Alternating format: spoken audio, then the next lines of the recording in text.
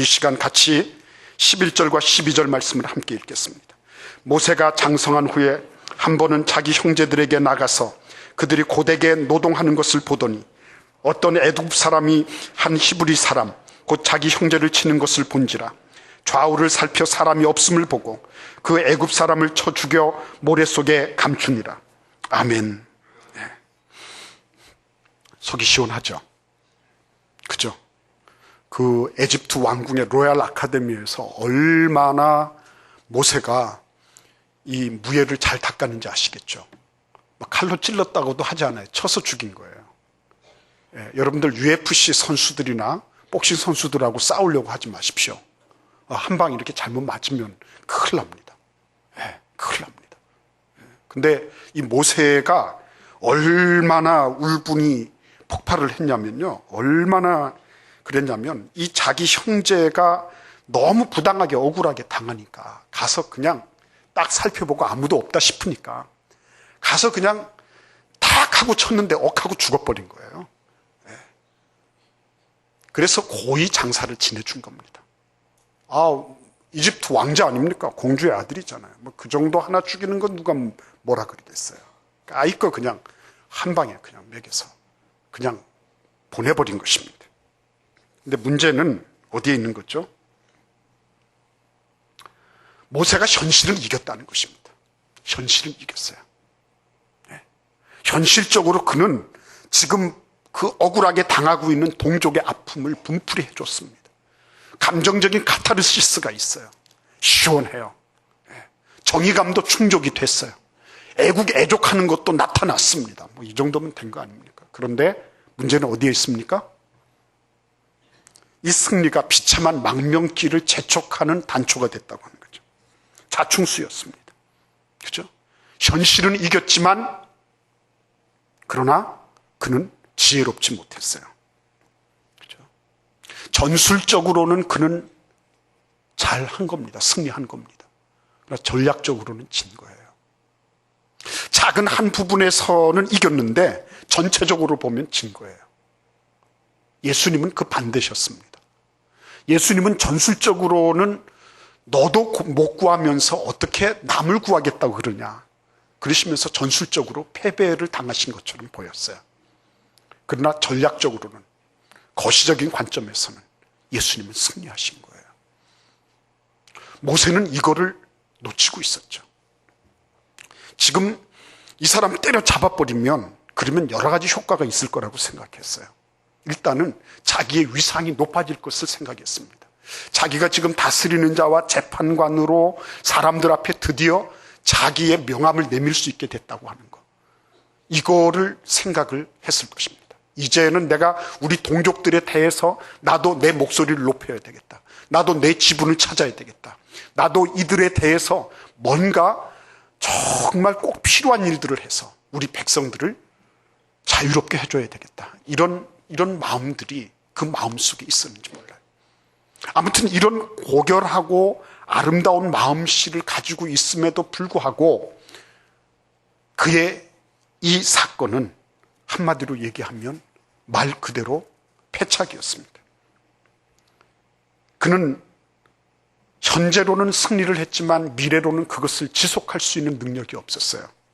그죠? 현재로는 아침부터 밤늦게까지 우리가 열심히 노력하며 삽니다. 그죠? 근데 이러한 그때마다의 승리가 미래를 우리에게 보장해 주지 않는다는 안타까움이 있는 거예요. 정말 안타까운 것입니다. 미래적인 것에 손을 쓸 수가 없는 것입니다. 시편 31편 15절 말씀을 제가 읽어드리겠습니다. 나의 앞날이 주의 손에 있사오니 내 원수들과 나를 핍박하는 자들의 손에서 나를 건져 주소서. 아멘. 나의 앞날이 주의 손에 있사오니 미래가 주의 손에 있다고 말씀하는 거예요. 예. 과거를 경험했습니다. 현재를 직면하고 있습니다. 그러나 그렇다고 해서 미래가 내 손에 그냥 들어오는 것은 아니라는 거죠. 미래는 나의 것이 아니라는 것입니다. 내 소유가 아니라는 것입니다. 나의 앞날이 주의 손에 있사오니 미래는 주님의 손에 있다고 그렇게 이 시편 기자는 말하고 있는 것입니다. 내 앞날만 주의 손에 있나요? 우리 가정은 어떨까요? 우리 자녀들의 앞날은 어떨까요? 우리가 지금 종사하고 있는 직장이나 사업의 미래는 어떨까요, 여러분? 그것은 누구의 손에 있나요? 네? 여러분, 우리나라의 운명은 어떻게 될 것 같습니까? 이제 저 IS 사람들에 의해서 일본인 인질이 죽었습니다. 한 사람 있던 사람도 마침내는 죽었어요. 그 다음엔 무슨 일이 있을 것 같습니까? 자유권 발동하면서 더 기승을 부리겠죠. 우리는 바로 그 자유권 발동하는 그렇게 아주 우경화되어 있는 그 나라 바로 옆에 있는 나라입니다. 우리나라의 미래는 어떻게 될 것 같습니까? 우리가 충분히 이것을 예측하고 준비하고 다 하면 될 것 같습니까? 그러면 모세는 어땠을까요? 모세는 아무런 준비 없이 자기 동족을 보러 나갔을까요? 그렇지 않습니다, 여러분. 모세는 지난 40년 동안 절치부심한 거죠. 자기 어머니 그 요람에서 그 어머니의 그 젖을 먹으면서 그는 철저하게 히브리인다운 그런 세계관을 익힌 것입니다. 그러면서 언젠가는 이 나라로부터 내 동족, 이 억압받는 내 동족을 해방시키고야 말리라 하는 그런 꿈과 비전을 가지고 여기까지 온 사람입니다. 준비가 안 됐다고요? 준비했어요. 준비했는데 왜 이렇게 됐어요? 뭐가 문제입니까, 여러분? 이집트 왕자 모세에게 돈이 없었습니까? 지위가 없었습니까? 권력이 없었습니까? 뭐가 없었습니까? 세련된 그 이집트의 첨단 지식이 없었습니까? 다 있었습니다. 다 했습니다. 그런데 지금 이 사람은 도망쳐야 되는 것입니다. 더더군다나 그 13절과 14절을 보면 참 그렇죠. 13, 14절을 같이 읽어보겠습니다. 이튿날 다시 나가니 두 히브리 사람이 서로 싸우는지라 그 잘못한 사람에게 이르되 내가 어찌하여 동포를 치느냐 하며 그가 이르되 누가 너를 우리를 다스리는 자와 재판관으로 삼았느냐 내가 애굽 사람을 죽인 것처럼 나도 죽이려느냐 모세가 두려워하여 이르되 일이 탈로 되었도다. 여러분, 이 말은 참 기가 막힌 얘기입니다. 어저께 그 에집트의 감독관한테 죽을 뻔한 사람이잖아요. 억울했지만 아무튼 죽을 뻔한 그런 사람을 모세가 나와서 단숨에 단방에 쳐서 죽여버렸잖아요. 그 억울한 거를 풀어주고 그렇게 했으면 고맙다는 얘기는 해야 될 거 아닙니까? 그러니까 고맙다는 얘기 좋아요. 그런 얘기를 우리가 기대하지 맙시다. 그냥 그렇다 손 치더라도 지금 자기에게 와서 부당한 것을 지적하고 있는 모세를 향해서 그래? 네가 어저께도 애굽 사람을 쳐서 죽이더니 야, 너 펀치 세다며. 죽여봐. 그리고 지금 막 덤비고 있는 거예요. 지금. 죽여라! 죽여! 이러고 있는 것입니다.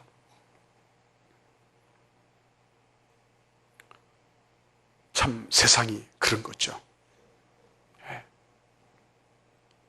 은혜로 갚는 건 고사하고 은혜를 악으로 갚지 않는 것만 해도 감사해야 되는 거예요. 세상은 우리가 한 거에 대해서 별로 기억이 없습니다. 우리가 뭐 대단하게 어떤 거를 했다고 하지만요, 별로 그렇게 기억하면서 당신의 뭐 어떤 거 이런 거 생각하지 않습니다. 근본적으로 자기 중심적이고 나하고 근본적인 이해관계가 없으면 별로 그렇게 하지 않아요. 아이고 뭐 간이라도 빼줄 것처럼 진실되게 하지만요. 그때 지나고 나면 이해관계가 다 지나고 나면 그리고 나면 언제 봤냐? 이것이 세상의 모습이에요. 그거 가지고 그렇게 썩 뭐 억울하게 생각하거나 분하게 생각할 필요가 없는 것입니다. 그런데 그 정도를 넘어간 것입니다. 언제 누가 너를 우리의 다스리는 자와 재판관으로 삼았느냐 이렇게 하고 덤벼드는 것입니다. 사실 가만히 보면 이거는 모세의 안에 들어있던 그 마음을 지금 읽어낸 거예요. 당신이 40살이 돼가지고 이제는 한번 해보겠다고 자가 발전하면서 튀어나왔는데 난 당신 인정하지 못하겠다는 거예요. 모세는 지금 한 사람한테도 인정받지 못하는 것입니다. 한 사람한테도. 자기가 은혜를 베풀어준 그 사람한테도 인정을 받지 못했을 뿐만 아니라 그는 지금 도망쳐야 되는 것입니다. 예. 나라와 민족을 구한다고요? 천만에요. 지금 자기 목숨 하나를 구하기 위해서 주랭랑을 쳐야 되는 이런 엉터리 없는 일들이 발생하고 만 것입니다. 그러면 여러분, 우리가 어떻게 해야 되죠? 이것으로 이 애굽으로부터 탈출하는 이 모든 것들은 끝났다고 해야 되겠습니까? 이제는 모세와 같은 영웅도 할 수 없으니까 이제는 끝난 거야.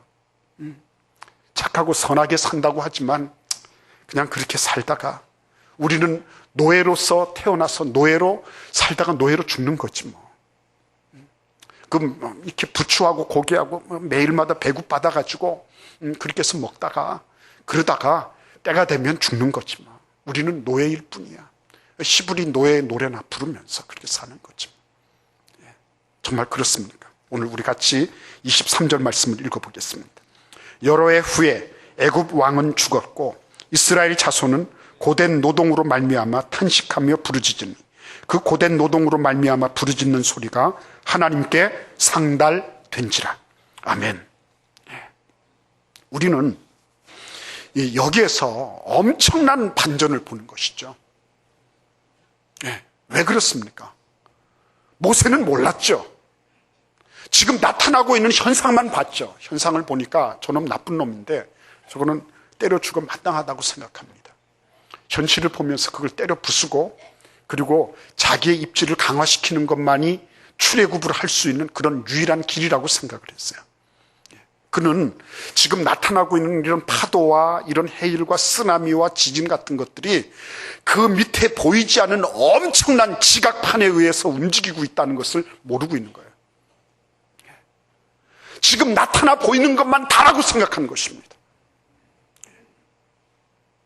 그래서 그는 패착을 하지 않을 수가 없었던 거예요.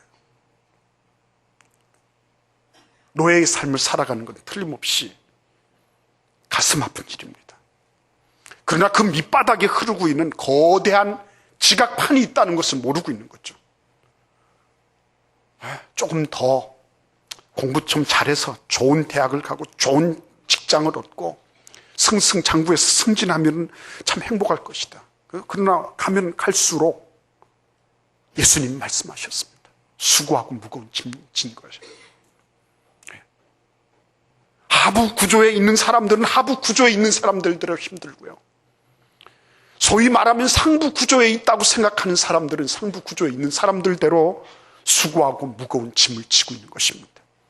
위아래로 다 통틀어 봐도 별로 희망이 없는 거예요. 잠깐 동안의 달콤함을 먹고 잠시 잠깐 동안 휴가를 즐기는 것으로 그것으로 자기의 모든 보상과 의미를 삼고 이러는 거지 거기에 어떤 항구적인 어떤 것도 없는 것입니다. 그러니까 그 거대한 지각판이 서로 부딪히는 거군요. 황태평양 지각판. 이게 단층 구조가 이렇게 돼 있다가 서로 무너지면서 엄청난 파도가 쓰나미가 돼서 흘러가고 오고 하는 이런 것들을 모르는 거죠. 지금 하나님께서는 이스라엘 자손들이 고된 노동으로 말미암아 부르짖는 소리를 들었다고 이렇게 말씀하고 계신 것입니다. 이거야말로 나타나 있는 이런 모든 현실 세계의 그 하부 구조, 저 엄청난 이 지각판 자체를 움직이는 그런 엄청난 일이었다는 것을 우리에게 말씀해 주고 있는 것입니다. 모세와 같은 위대한 영도자로부터 출애굽 사건이 시작된 것이 아니고 평범한 사람들, 나면서부터 죽을 때까지 노예의 굴레를 벗어날 수 없었던 이 평범한 사람들, 이 사람들로부터 출애굽 사건이 시작되었다고 오늘 본문 말씀은 23절에서 말씀하고 있는 것입니다. 그 시작의 그 출발점이 된 것은 무엇이었습니까? 바로 그들의 기도였다고 하는 것입니다. 그들의 부르짖음이 하나님께 상달되었다고 말씀하고 있는 것입니다. 그럼 어떻게 부르짖었을까요? 얌전하게 이렇게 다 예복을 정제하고 점잖게 아주 교양 있게 이렇게 기도할 수 있었을까요? 천만의 말씀입니다. 저는 이렇게 기도했을 것 같아요. 하나님, 나 좀 살려주세요. 하나님, 사람 살려! 이랬을 것 같아요. 사람 살려. 나 죽겠어요. 사람 좀 살려주세요. 여러분, 우리 정말 하나님 앞에 솔직합니까? 내가 가지고 있는 것에 대해서, 내가 느끼는 것에 대해서 하나님 앞에 이렇게 절규하듯이 있는 그대로를 피를 토하듯이 이렇게 하나님 앞에 기도해 본 적이 있나요? 하나님은 그런 기도 듣기를 원하신다는 거예요. 그런 기도. 이렇게 견장 막 붙여놓고 어떻게 하나님 앞에 그런 거를 붙일 생각을 다 하죠. 위신, 체면 이런 거 말고 있는 그대로 다 내려놓고 민낯으로 그렇게 해서 하나님 앞에 나아가는 거. 의외로 출애굽 사건은 이 무지랭이 백성들에 의해서 이 민초들의 이 아무런 분식 없고 아무런 화장기 없는 이런 절규를 통해 가지고 물꼬가 튀기 시작한 것입니다. 하나님은 기도에 응답하시는 것 외에 아무것도 하지 않으신다. 요한 웨슬레 얘기입니다. 여러분, 24절을 우리 같이 한번 읽어보겠습니다. 하나님이 그들의 고통 소리를 들으시고 하나님이 아브라함과 이삭과 야곱에게 세운 그의 언약을 기억하사. 아멘. 그들의 고통 소리를 들으면서, 외마디 절규 소리를 들으면서 하나님은 무엇을 하셨습니까? 그는 아브라함과 이삭과 야곱에게 하신 그 말씀, 그 약속을 기억하셨다고 말씀하고 있습니다. 여러분, 우리 같이 한번 누가복음 24장을 읽어보겠습니다. 누가복음 24장입니다.